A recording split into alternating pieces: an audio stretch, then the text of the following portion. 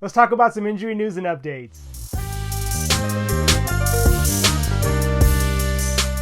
Number one on my list is Tyrese Haliburton. Haliburton unfortunately suffered a hamstring strain yesterday against Boston. It was towards the end of the second quarter, and at first it looked pretty serious just given how the optics were. Haliburton looked pretty dejected, he had a towel over his head, and needed assistance off of the court. Fortunately, after an MRI, it seems as though the injury is not as bad as initially feared. It's a grade 1 hamstring strain, which should keep him out for about 2 weeks minimum. He'll be reevaluated at that point, and if he shows enough, then he may come back to the court around then. My guess is because it's a hamstring and given his significance to the team, they'll probably slow play his recovery. This is obviously a big blow to the Pacers, but it's also a big blow to the NBA. Haliburton's been one of the best players this year, and he's pretty much the main reason why the Pacers are number 1 in scoring, assists, and field goal percentage. And they're also top 5 in three-point makes and three-point percentage, and also blocks. So he's definitely made this team a lot better, and he leaves some big shoes behind to fill. As far as waiver wire ads while he's out, TJ McConnell is pretty much a must pickup.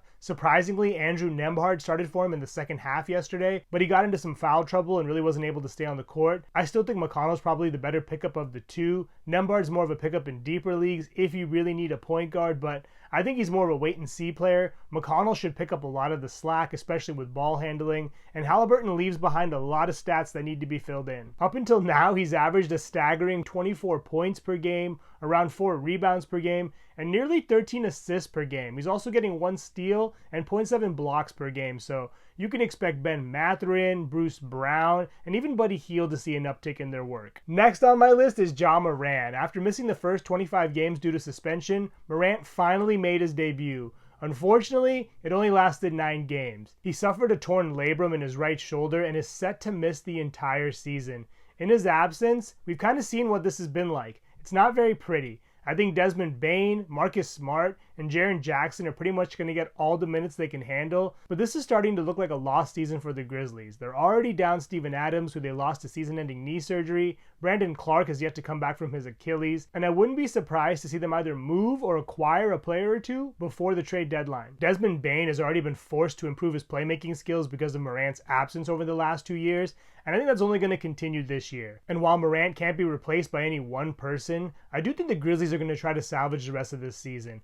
Whether or not that works remains to be seen, but this is going to be an interesting situation to see play out. Last on my list is Chris Paul. Paul unfortunately fractured his left hand against the Pistons last Friday, and he's set to be out for at least 4 to 6 weeks. He'll be reevaluated in 3 weeks, so there's a chance he comes back earlier, but given his extensive injury history, particularly with hands, I would imagine they're going to slow play him. Paul has still surprisingly cracked the top 100 this year. He's averaged around 1.3 three-pointers per game, around 9 points, 4 rebounds, 7 assists, and around 1 steal per game. So he's been pretty productive. The Warriors will miss his playmaking ability, and I think it'll take a couple folks to pick up the slack in his absence. The biggest beneficiary should be rookie Brandon Podziemski. In 11 starts this year, he's averaged around 9 points and 7 assists, so he should get close to 30 minutes a night. He's only rostered in 51% of leagues, so if he is somehow available in yours and you need a guard, I would definitely give him a look.